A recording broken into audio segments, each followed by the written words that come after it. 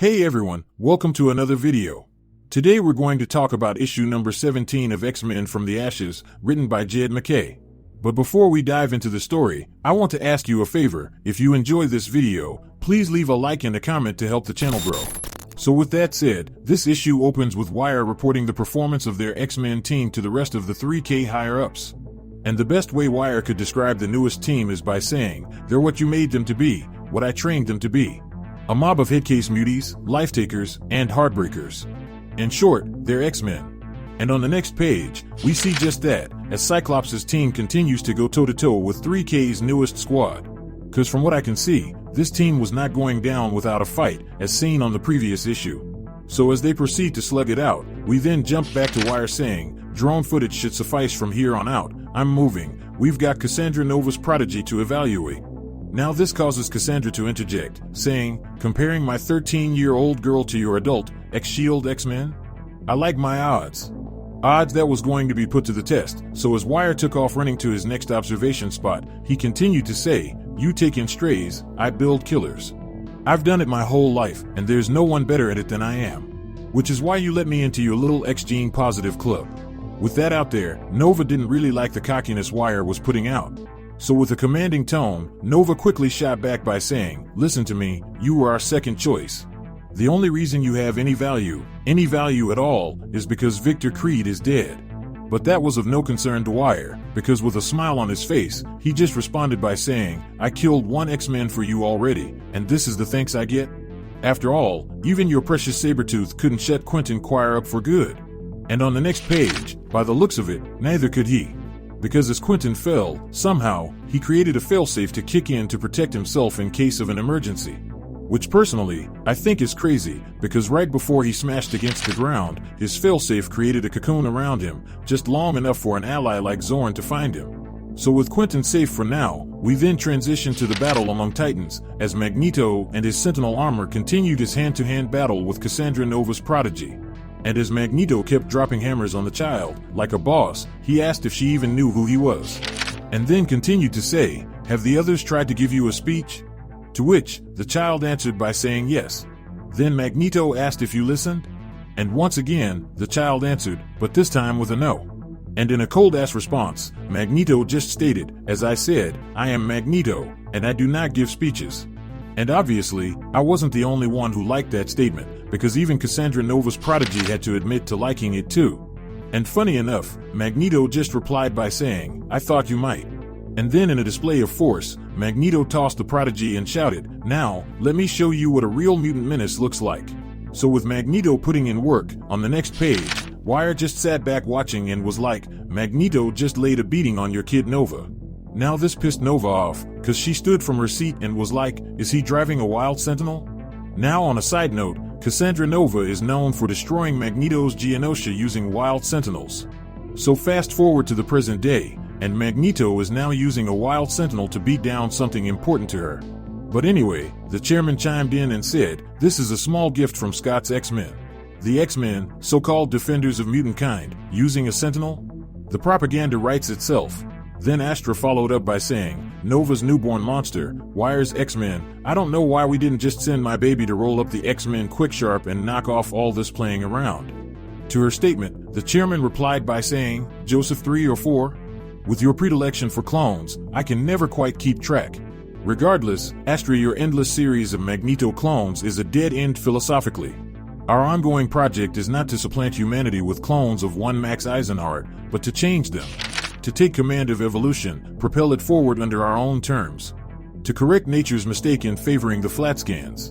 For what else could it be called, given her generosity to them and her miserliness toward us, and rectify the randomness we have always been so at the mercy of in increasing our number. But regardless of his speech, Astra just rolled her eyes and said, so you've told us, time and time again. I still say we should focus our resources on making an army of Josephs and flip the Earth's magnetic poles. It's a classic for a reason. Now this sparked a flame in the chairman, because he stood to his feet and shouted, absolutely not, the balance of power within our organization is a fragile one. Which is why the charter we agreed upon expressly forbids assembling clone armies. I wouldn't trust your Josephs any more than you would trust my clone troops. There is a reason why Nathaniel Essex was not invited to join this group. With that made clear, Astra followed up and said, all right, I get it. God, I thought being a genetic terrorist would be more of a laugh. So with the members of 3K continuing to fight among themselves, Quire just kept laughing and said, speak for yourself, Doc, I'm having a ball.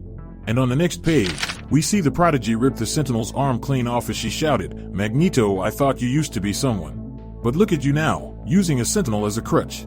Fighting a mutant to protect humans. What happened? To that Magneto answered by saying, I lost my appetite for blood. I thought that I killed enough of them, hurt enough of them, they would understand. That they would comply. That they would acquiesce. But drinking blood only leaves you sick. I embrace violence. I always have. It is a necessity for people like us. But violence without direction is pointless, a tantrum. And right when Magneto started to get through to the child, Nova stepped in and whispered mentally to the child that she thought Magneto didn't give speeches. And with that interference, Nova's Prodigy took that mental tug and ran with it and went back on the attack. So as this battle continued to go down, back at the X-Man HQ, Ben shouted out, she can't beat him, he's Magneto for God's sake. She's going to kill him, isn't she?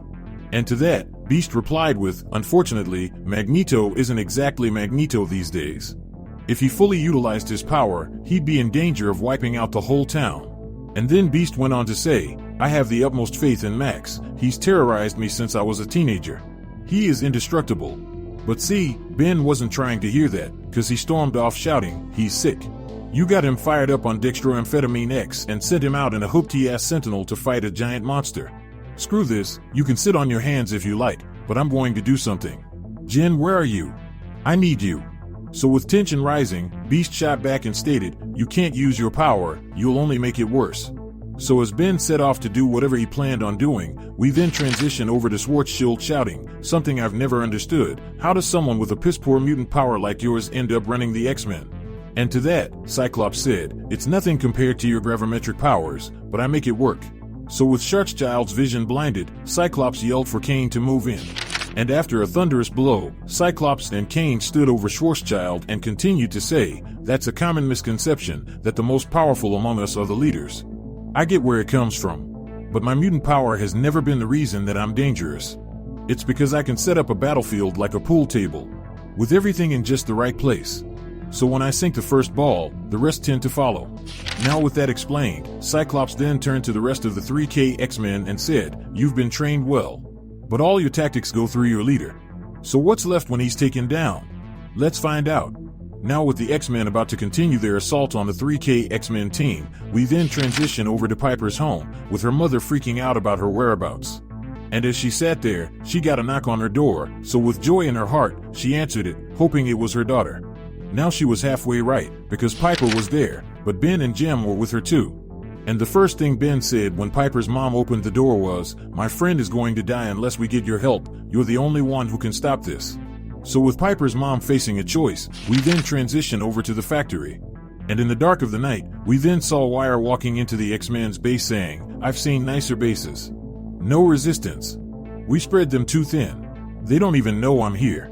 So with that said, this issue comes to an end with Quire moving into phase 3 of his plan, which required him to make a house call. Now down in the comment section below, let me know your thoughts about this issue and what predictions you could have moving forward. So with that established, I hope you enjoyed this video, and please don't forget to leave a like and a comment if you want to see more videos like this. Thank you for watching, and I'll see you in the next video.